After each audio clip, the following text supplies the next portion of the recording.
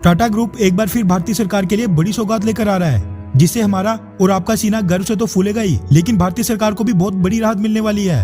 हालांकि टाटा ग्रुप का ये इस दिशा में पहला कदम होगा और वो इस फील्ड में पहली बार हाथ आजमाएंगे। लेकिन टाटा के ट्रैक रिकॉर्ड और उसके पोर्टफोलियो में 30 से ज्यादा कंपनियां लिस्टेड देखकर ये अंदाजा बिल्कुल लगाया जा सकता है कि अगर टाटा इस फील्ड में एंट्री कर ही रहा है तो उसको सफलता जरूर मिलेगी। मिलिट्री एयरक्राफ्ट कई तरह के होते हैं और उनके अलग अलग इस्तेमाल और अलग अलग फायदे होते हैं, जैसे कि fighter jets, bombers, electronic warfare aircraft जो दुश्मन देश के इलेक्ट्रॉनिक वॉरफेयर सिस्टम को डिग्रेड करके रडार्स को इनफेक्टिव कर देते हैं। उसके बाद मैरीटाइम पेट्रोल एयरक्राफ्ट जिनमें कई सोनार और रडार सेंसर लगे होते हैं और उनका इस्तेमाल नेवी में होता है। साथ में नॉन कॉम्बैट एयरक्राफ्ट जैसे कि ट्रांसपोर्ट एयरक्राफ्ट, फाइटर जेट्स की एयर टू एयर रिफ्यूलिंग के लिए air to air fuel tanker aircraft और अवॉक्स अर्ली वार्निंग सिस्टम एयरक्राफ्ट। ये सभी तरह के aircraft Boeing, Lockheed Martin, Airbus, UTC, General Dynamics Corporation जैसी दुनिया की बड़ी बड़ी प्राइवेट कंपनीज बनाती हैं और फिर वो इनको दूसरे देशों को बेचती हैं, जिनसे उन देशों में कई बिलियन डॉलर्स की कमाई एक ही झटके में हो जाती है। भारत भी क्योंकि एक विशाल देश है, इसीलिए भारत को भी इन सभी तरह के अलग अलग एयरक्राफ्ट की जरूरत पड़ती है।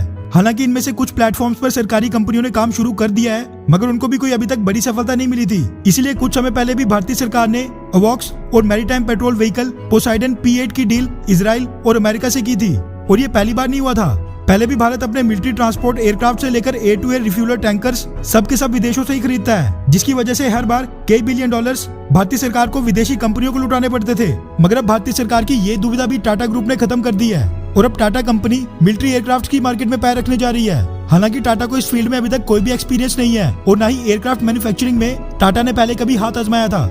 इसीलिए टाटा ने जर्मनी की प्राइवेट जेट कंपनी ग्रॉब एरोस्पेस के साथ एक डील साइन की है और उनके ग्रॉब G180 SPN प्लेटफॉर्म के इंटेलेक्चुअल प्रॉपर्टी राइट्स खरीद लिए हैं, जिसके बाद अब इन एयरक्राफ्ट को टाटा मेक इन इंडिया के तहत भारत में ही डेवलप और मैन्युफैक्चर कर सकता है। टाटा ने जो अपने मिलिट्री एयरक्राफ्ट का पहला प्रोटोटाइप तैयार किया है वो high altitude twin engine aircraft है, जो कि सिग्नल इंटेलिजेंस से लेकर क्रॉस बॉर्डर सर्वेलांस कई तरह के ऑपरेशंस कर सकता है। ये पहली बार होगा जब पहली भारतीय private company fully military grade aircraft भारतीय सेना के लिए मैन्युफैक्चर करेगी।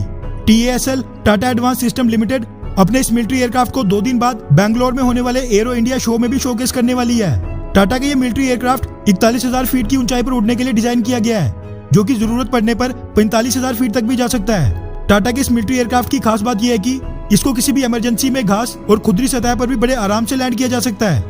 इसकी रेंज 1800 नॉटिकल माइल्स लगभग 3330 किलोमीटर तक उड़ान भरने की है और ये एक बार में 6 से 7 घंटे तक लगातार उड़ान भर सकता है। इसी के साथ टाटा के ये मिलिट्री एयरक्राफ्ट अपने साथ 1000 किलोग्राम का पेलोड भी ले जाने में सक्षम है। टाटा एडवांस सिस्टम्स लिमिटेड के MD सुकरण सिंह ने यह भी कहा कि वो इस मिलिट्री एयरक्राफ्ट को और भी मॉडिफाई करेंगे ताकि इसमें स्पेशल पेलोड्स जैसे कि कई अलग तरह के बॉम्ब्स, मिसाइल्स वगैरह कैरी किए जा सकें। वैसे टाटा का मिलिट्री एयरक्राफ्ट की फील्ड में कदम रखना भारत के लिए बड़ी राहत होने वाला है, क्योंकि अब भारत टाटा कंपनी की बदौलत इस फील्ड में भी आत्मनिर्भर बन जाएगा और भविष्य में ये मिलिट्री एयरक्राफ्ट दूसरे देशों को भी एक्सपोर्ट किए जा सकेंगे, जिससे टाटा के साथ साथ भारत का भी नाम और कमाई दोनों ही होंगी। खैर, टाटा ग्रुप और आदरणीय रतन टाटा जी के बारे में आपकी क्या राय है, नीचे कमेंट करके जरूर बताएं। अच्छा सुनो, चैनल को सब्सक्राइब करो, उसके बाद घंटी बजा देना ताकि अगली वीडियो आपसे मिस ना हो पाए। Thank you.